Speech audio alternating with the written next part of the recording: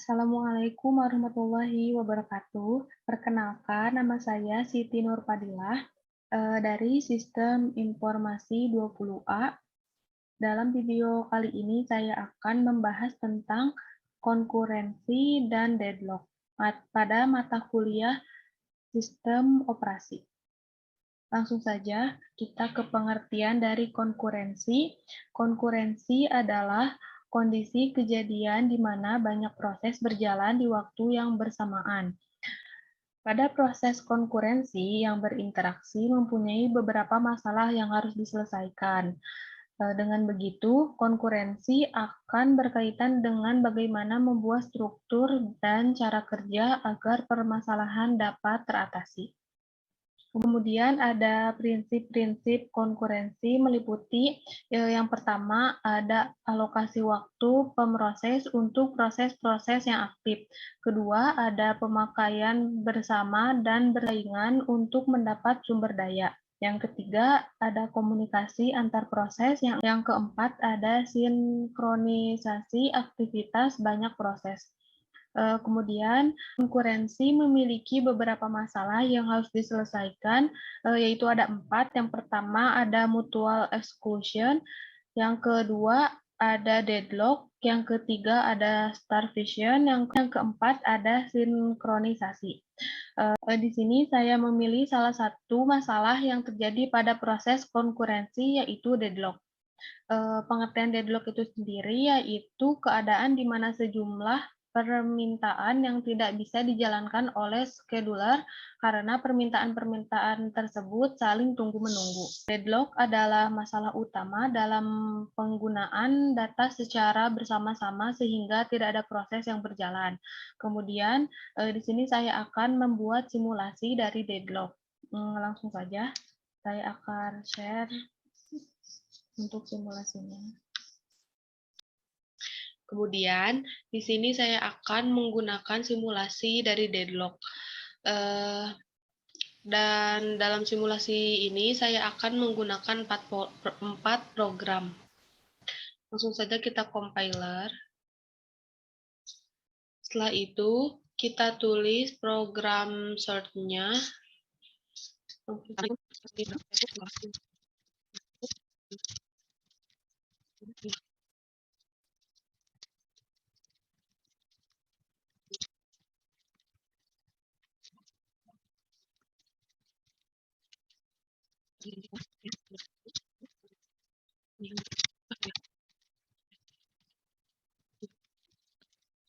Nah, setelah kita masukkan program sort-nya seperti ini, itu artinya kita membuat satu program yang bernama program P1 dengan kita mengalokasikan resource 1 dan resource 2. Nah, kemudian setelah itu kita compile.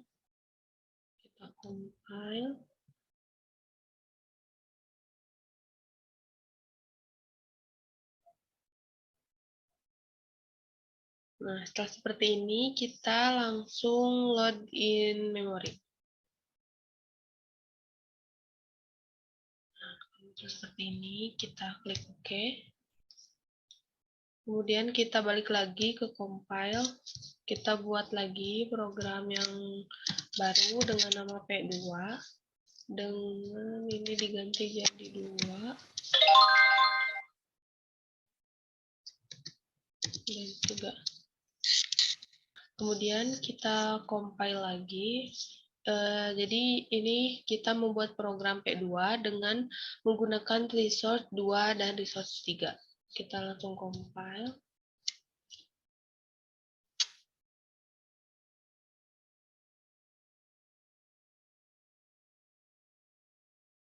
Nah, setelah seperti ini kita lakukan hal yang sama dengan klik load in memory. Oke. Kita balik lagi, kita lakukan hal yang sama sampai kita membuat 4 program.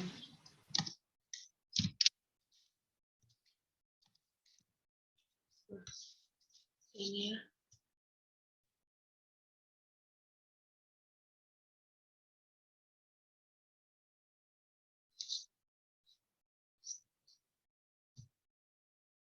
load in memory. Oke, kemudian balik lagi, kita ganti.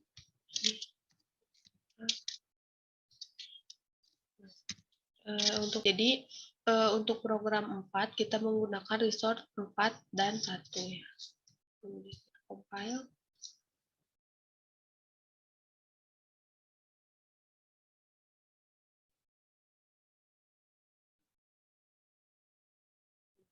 So klik load in memory. Nah, setelah itu kita klik OK. Nah, setelah jadi seperti ini, kita langsung buka klik OS simulator ya ini. Nah, itu kita ubah schedulernya jadi round robin. Ukurannya kita ganti 10. Nah, ini kecepatannya kita maksimalkan jadi 1. Kemudian di program list ini kita klik 2 kali, double klik. Kita masukkan programnya.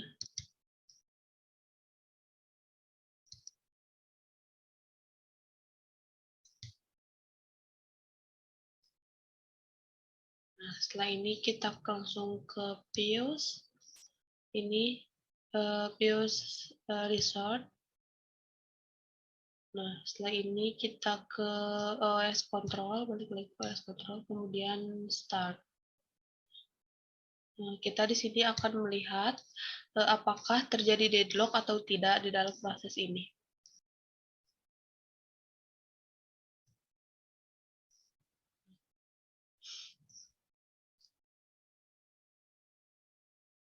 Ini masih di dalam proses ya, kita bisa melihat apakah di suatu proses ini mengalami deadlock atau tidak suatu program ini. Nah, di sini ada warning proses deadlock is detect. Jadi itu artinya dalam program ini itu terdeteksi bahwa adanya deadlock.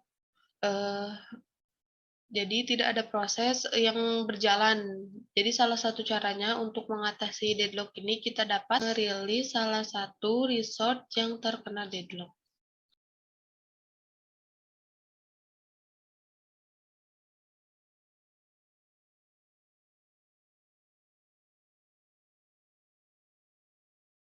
Ini prosesnya telah selesai, tidak ada deadlock.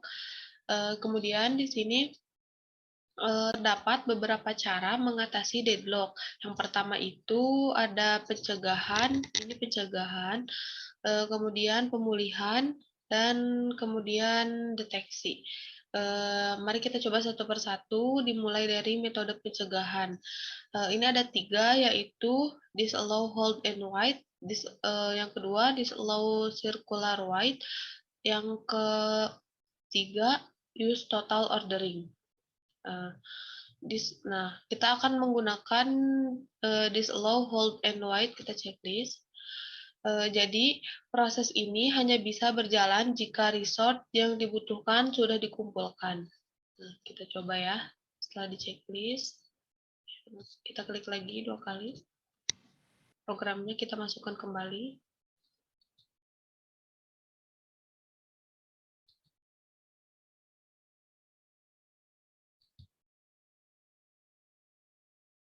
Nah, setelah seperti ini kita start.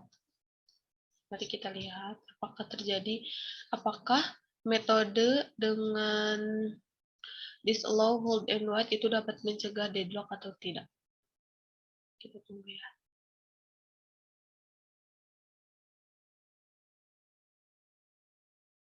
Ini masih proses ya, meskipun di sini sudah hijau semua, tapi sedang proses masih running.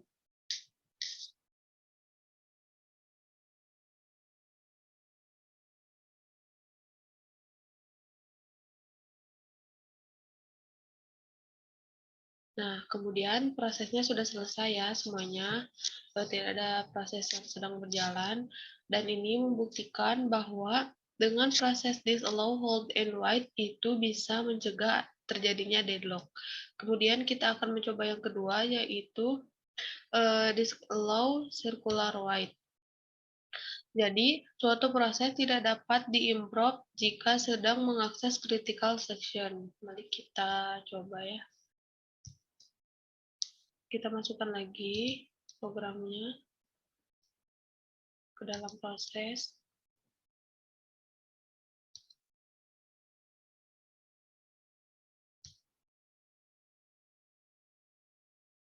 Nah, kita start.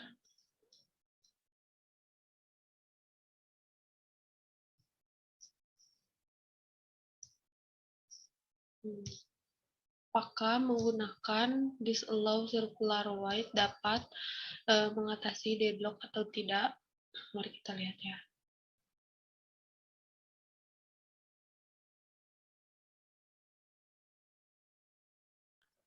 Nah, prosesnya telah selesai. Kemudian di sini terdeteksi adanya deadlock. Jadi dapat disimpulkan bahwa dengan proses disallow circular white ini tidak dapat mengatasi deadlock.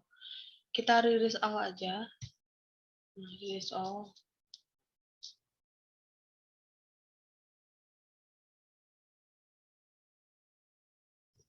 Nah, dan ini prosesnya telah selesai. Kemudian kita akan mencoba yang ketiga, yaitu use total ordering. Kita checklist. Nah, langsung saja kita masukkan program P1-nya.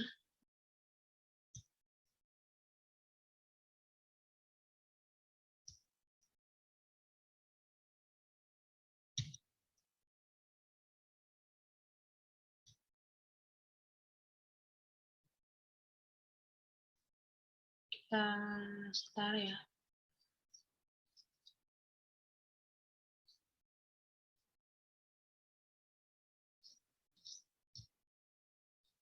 Kita lihat apakah dengan metode ini dapat mengatasi deadlock atau tidak.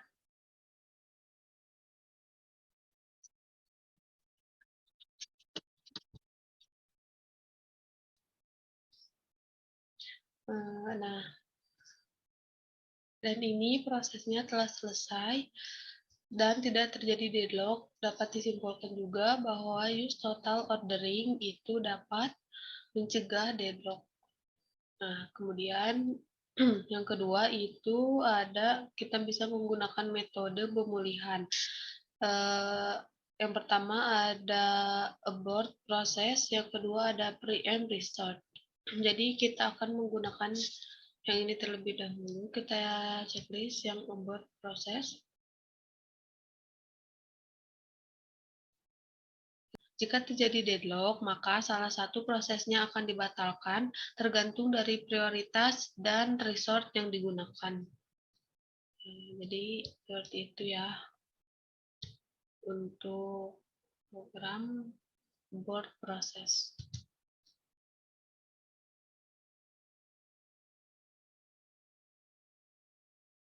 Kita masukkan lagi.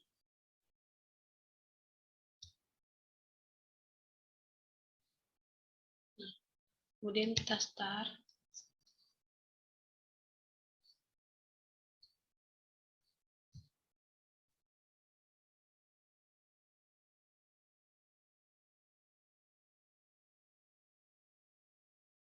Nah, ini terjadi deadlock ya, dan kita tunggu saja.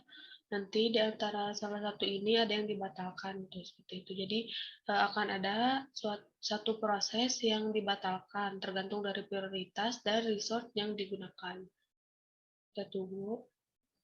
Nanti kita lihat apakah bisa mengatasi deadlock atau tidak.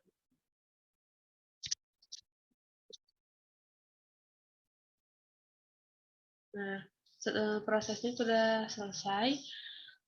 Kemudian kita coba dengan proses selanjutnya, yaitu preempt research. Jadi, jika terjadi deadlock, suatu proses akan memberikan resource-nya kepada proses yang lain, agar proses tersebut dapat keluar dari deadlock.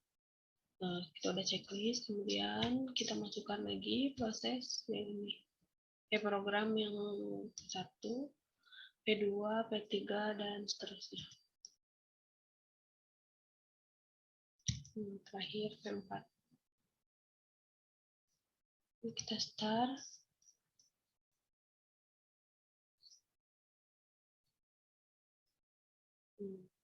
Kita tunggu ya.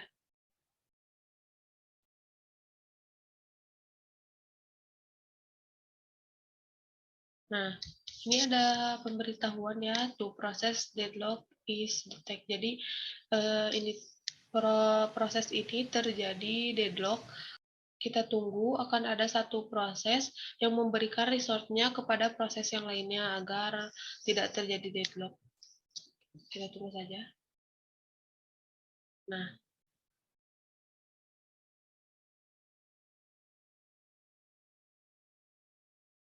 Nah, prosesnya sudah selesai dan dapat disimpulkan dengan cara ini itu dapat mengatasi deadlock.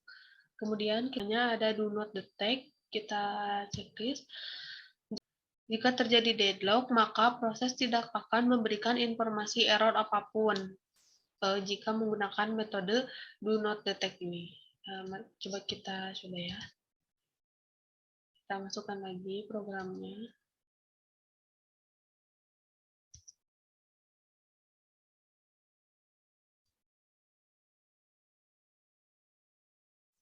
Kemudian kita start.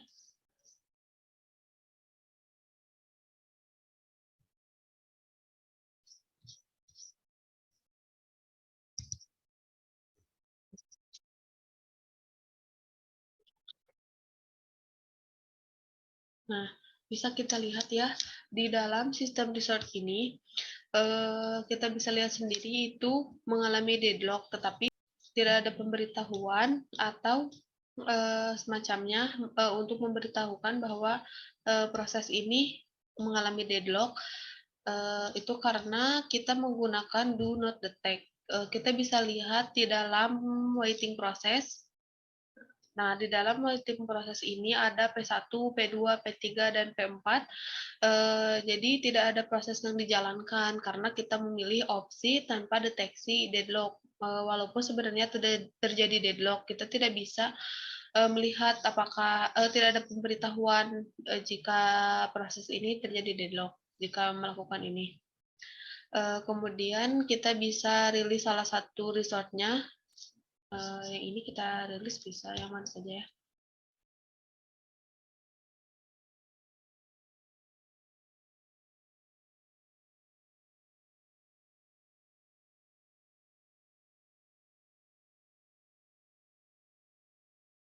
Nah, ini prosesnya sudah selesai.